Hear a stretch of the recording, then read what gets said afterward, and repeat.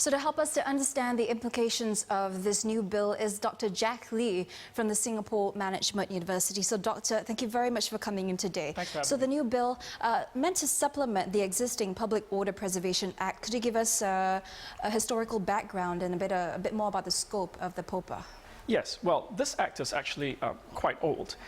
It was first enacted in 1958, and not by Singapore, but by actually the Malaysian government during the Malayan emergency. And what happened was that when Singapore became a state of Malaysia in 1963, this act applied to Singapore, and we kept it after we became independent in 65. So nothing has changed during that period of time? No, not really. Okay. No. So this new bill is meant to be temporary, just for 1 year, and also specific to this special zone, as it's now called. In that sense, how do you see it being a bit more effective than the existing POPA we have? Well, I think it's clearly meant to plug some gaps that are perceived to exist in the existing legislation. For one thing, it is now possible it will be possible when the bill is passed for the police to deal with I think a small number of people who may be causing some disruption within the zone. Under the current act, an unlawful assembly must be at least 5 people. So I suspect that the new act will only apply to very small numbers of people so that the authorities have a chance to stop any activity from happening right at the beginning rather than waiting for a bigger group to form. That's one of the differences. Okay, so on the issue of alcohol and liquor licenses in the in the special zone, as it's called, how do you think the new bill should address this?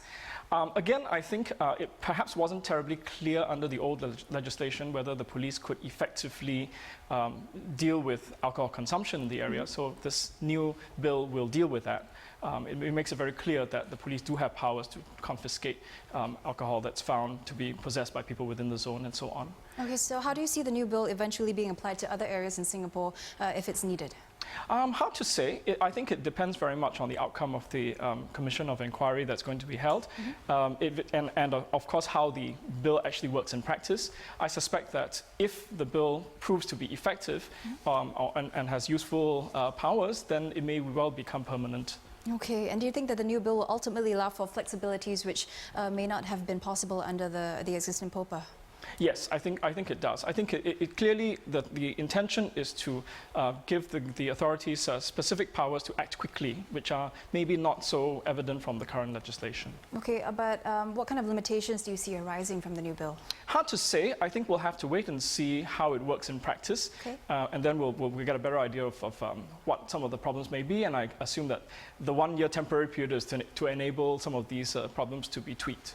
All right, thank you very much for coming in, Doctor. It was great speaking to you. Not at all, thank you. And that was Dr. Jack Lee on proposals for new legislation to maintain public order in Little India. Now,